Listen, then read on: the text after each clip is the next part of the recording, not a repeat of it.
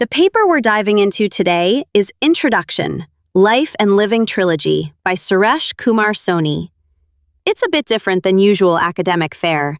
It's the introduction to Soni's new trilogy, which, he says, is his attempt at a universal manual for human life. Big ambitions, right? Definitely big ambitions. And what's fascinating is that Soni isn't just writing theory. The trilogy, broken into Who Are We, The Purpose of Life, and Reality and Mystery, is rooted in his own journey through life, from studies and family life into a late-in-life turn toward writing and spiritual reflection. He's in his 70s now and sees this series as the culmination of his experiences. Right, and the core question he's grappling with is, why don't we, as a civilization, have a universal manual for life, the same way we have manuals for iPhones or cars? He argues that our educational system, for all its resources, hasn't really taught us how to live in a practical or philosophical sense. That gap, he claims, leaves people grappling with meaning, relationships, ethics, happiness, all while feeling kind of lost.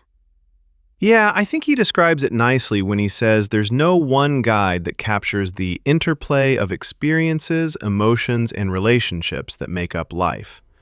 The trilogy tries to bridge that. The first book delves into exploring, well, who we are, our relationship to nature, the universe, and our own values.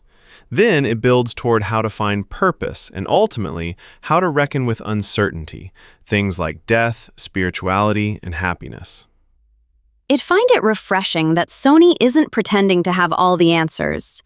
He's very candid about the struggles and limitations he faced, declining health, self-doubt, the daunting scope of the project. He more or less says, look, this isn't an ultimate truth. It's my best effort to start a conversation. Yeah, and I love that humility. He talks at length about writing as a journey, and honestly, the process he outlines is pretty relatable for anyone who creates. The highs of inspiration, the blocks, letting the narrative evolve, the endless revisions. It's not just about what you say, but how deliberate yet flexible you are in saying it.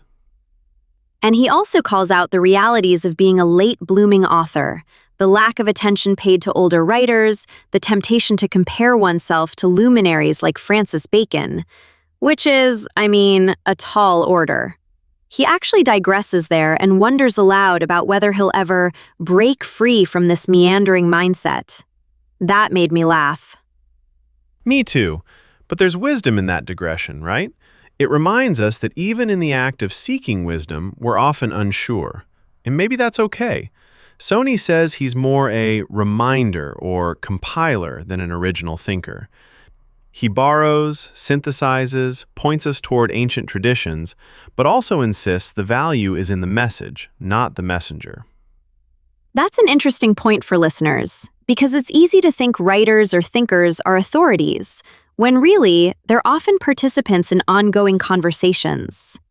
Soni's call to value spiritual truth and openness, rejecting the commercialism that sometimes seeps even into philosophy, feels like a call to engage with these ideas personally, rather than just reading passively. For sure.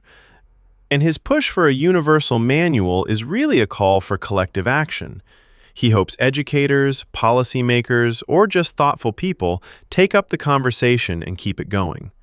The trilogy isn't an answer key, more like a springboard. So, whether you're wrestling with big questions or just trying to get through an ordinary day, Soni's work is really about reflection, connection, and keeping the dialogue alive. And that feels, well, maybe more important now than ever.